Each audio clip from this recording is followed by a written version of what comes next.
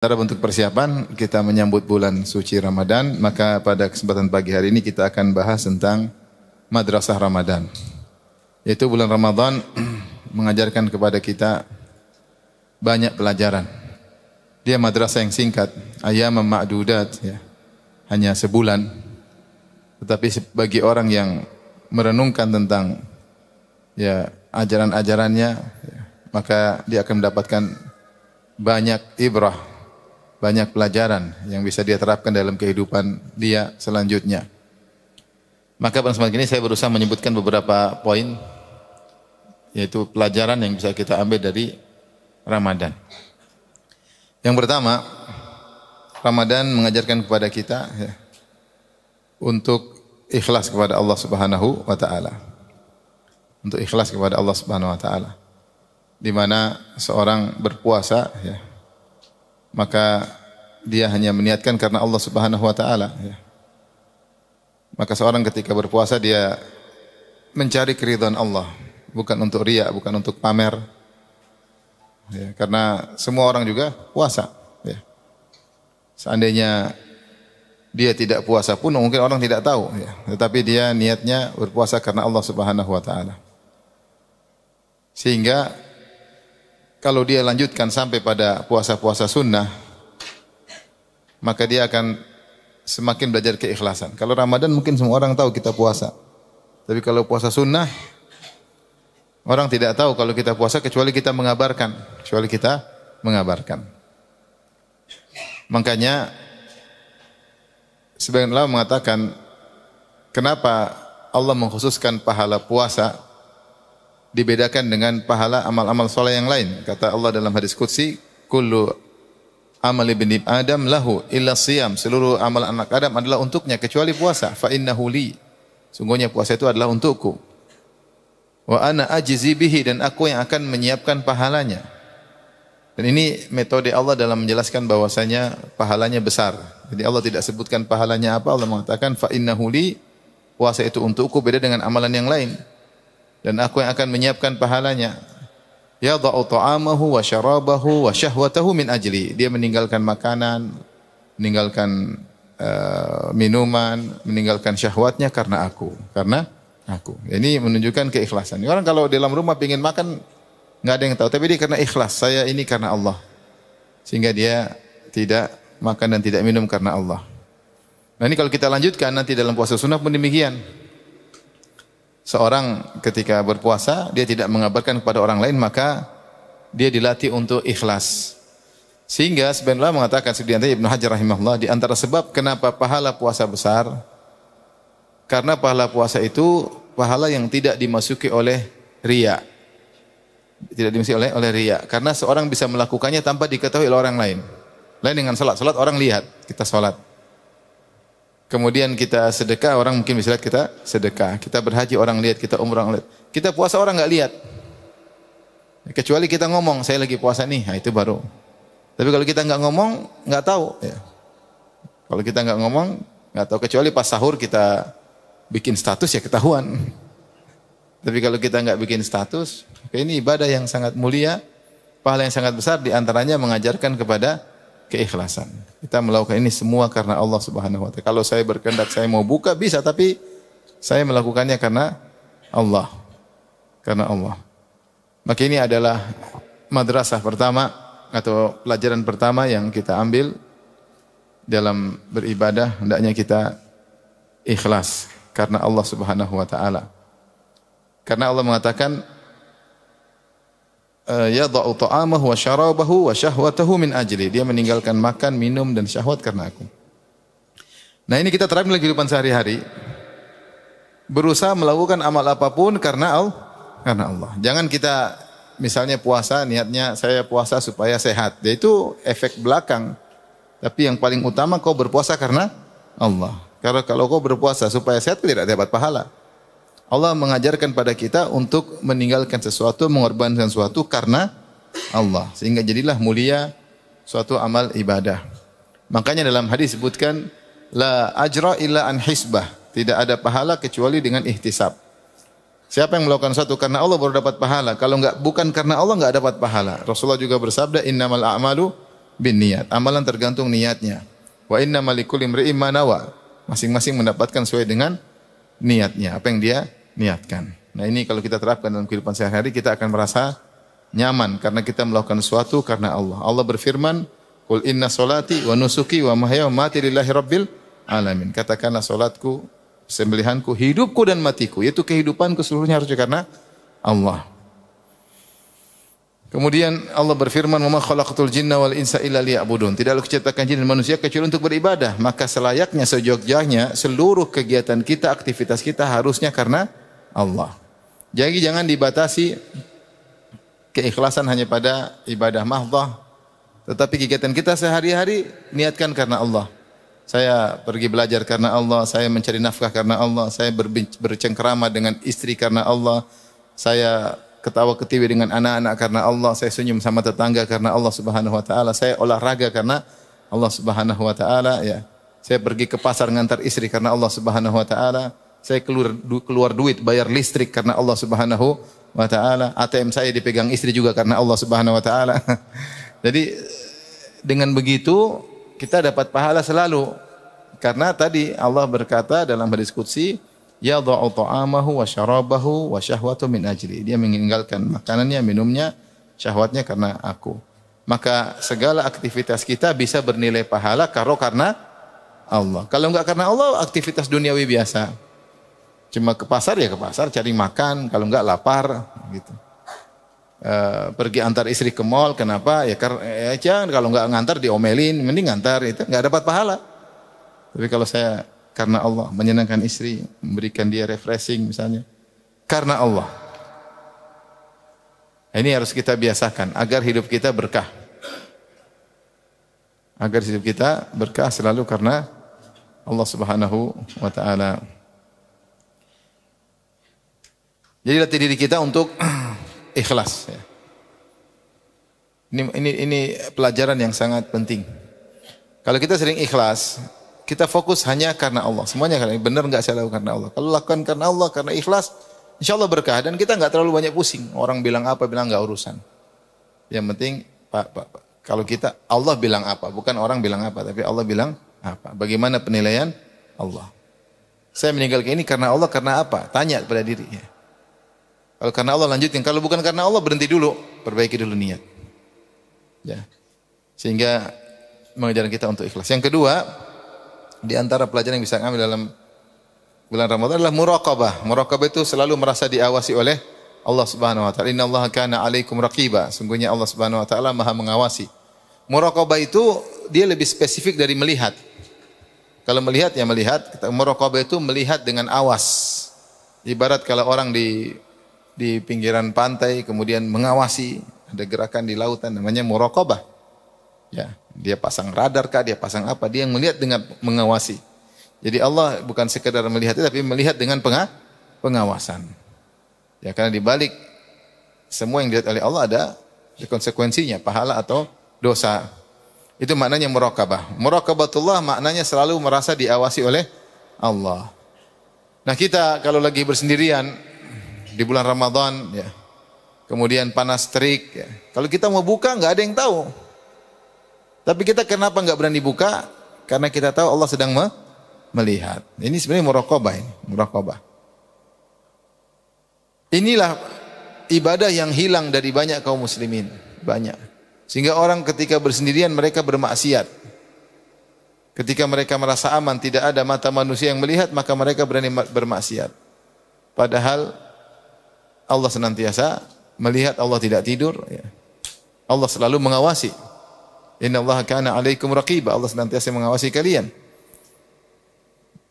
Ini yang hilang sehingga banyak terjadi kriminal, banyak terjadi kemaksiatan tatkala bersendirian, banyak terjadi korupsi, karena merasa aman.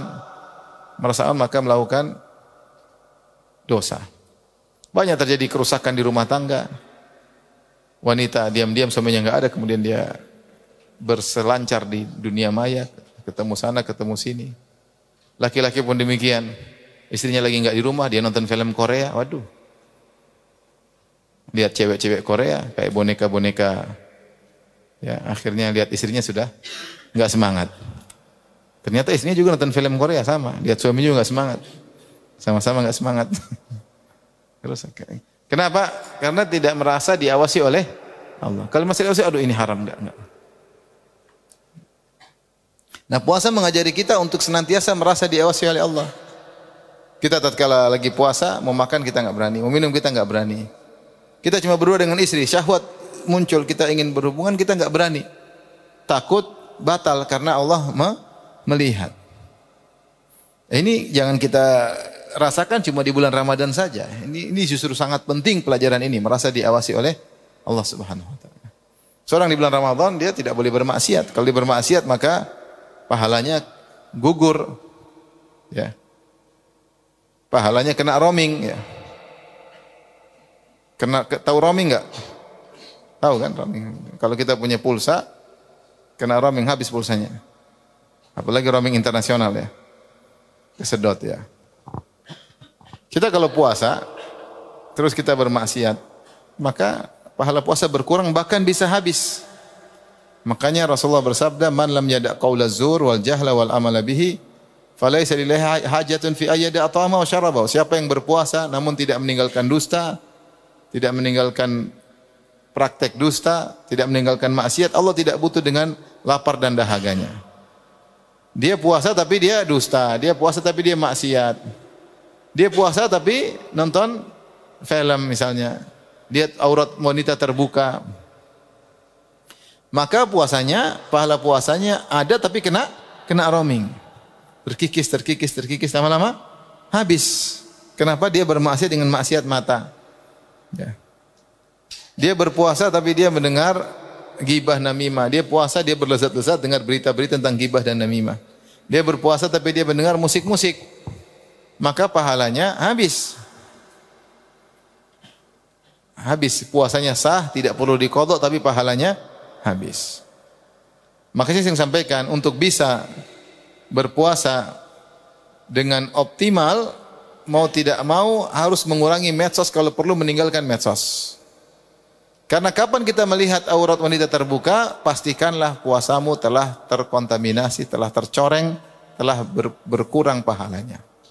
Sebagian banyak kau melihat wanita terbuka aurat, semakin habis pahala puasamu. Nah, kalau kita puasa kita ingin pahala kita terjaga, kita enggak mau lihat, saya takut karena malaikat catat. Allah melihat saya sedang nonton sesuatu ketika bulan Ramadan, saya tinggalin. Meskipun enggak ada yang tahu, tapi kita tinggalkan karena Allah Subhanahu wa taala. Jadi kita harus punya cara berpikir. Bukan yang penting saya selesai puasa, bukan. Tapi proses puasa ini penting. Bagaimana proses menjalani puasa itu lebih penting daripada sekedar yang penting saya tidak makan dan minum sampai terbenam matahari. Dan dalam segala hal harus kita mulai berubah cara berpikir kita. Bukan yang penting saya sholat di masjid, bukan begitu. Tapi bagaimana proses kamu sholat di masjid? Apa yang kau lakukan ketika keluar rumah? Zikir apa yang kau lakukan sampai di masjid, kau ngapain, ketika sedang sholat kau ngapain, khusyuk atau tidak, itu perlu diperhatikan. Bukan yang penting saya ke masjid, sholat, pulang, enggak. Itu bagus, cuma sekarang kita harus naik kelas. Proses harus kita pikirkan, bukan ikut serta, sekedar ikut serta. Sama, jangan yang penting saya tanggal 9 Dzulhijjah saya di Arafah. Nah, proses kamu sampai Arafah harus diperhatikan. Bukan sekedar yang penting saya 9 Dzulhijjah di Arafah, enggak. Proses kamu benar atau tidak? Ada bohong atau tidak? Ada zalim atau tidak? Ini harus diperhatikan. Puasa pun demikian. Bukan yang penting saya tidak makan, tidak minum sampai berbuka, sampai terbenam matahari. Bukan. Proses kamu berpuasa bagaimana? Kalau ternyata maksiat, tidak merasa diawasi oleh Allah, selesai. Puasa habis, terkikis. Saya sering candain, teman-teman dulu punya biro travel, ada sebagian orang punya biro travel. Mereka umrah dulu, habis umrah mereka ke Mesir. Di Mesir mereka ke Sungai Nil, kemudian mereka nonton tarian perut wanita Mesir. Saya bilang itu kena roaming. Habis semua pahala apa? Umrah kena roaming, terkikis, roamingnya internasional. Ya. Bagaimana kalau dibalik? Nonton tarian perut dulu baru ke umrah. Dua-duanya buruk. Mending mana tapi? Enggak ada yang mending, sama-sama buruk. Ini seperti ini, kita bukan yang penting saya pergi umrah selesai, bukan. Proses itu diperhatikan agar berkualitas. Nah kita semua akan menjalani puasa, insya Allah kita puasa. Orang Islam puasa. Orang Islam lebih berani, lebih tidak berani meninggalkan puasa daripada, maksudnya lebih berani, mereka berani meninggalkan sholat tapi nggak berani meninggalkan puasa. Banyak orang seperti itu. Kalau sholat berani ninggalin, tapi kalau puasa nggak berani. Maka ini puasa sarana buat kita untuk merasa diawasi oleh Allah. Kita melatih diri. Ini bagi nasihat buat saya pribadi, kita semua, kita sekarang hidup di zaman medsos, merasalah diawasi oleh Allah. Kalau ingin lihat sesuatu di medsos, pikirkan, apakah ini saya mau menumbalkan puasa saya atau tidak?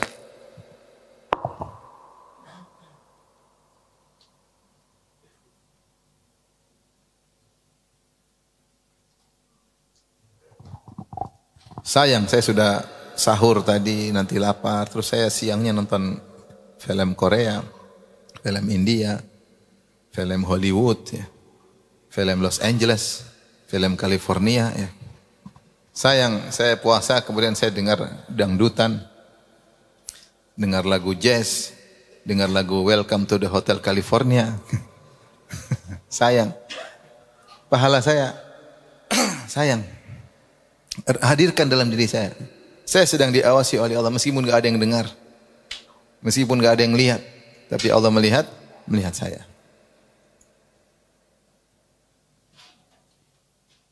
Dan itu harus kita waspadai, jangan kita gampangin. Nah, ketika kita sendirian kita enggak berani minum, ya, meskipun dalam dahaga yang luar biasa. Kemudian kita buka kulkas, ada minuman segar depan mata kita, kita enggak berani buka. Padahal enggak ada CCTV. Tapi Allah Maha melihat apa yang kita lakukan sehingga kita enggak jadi.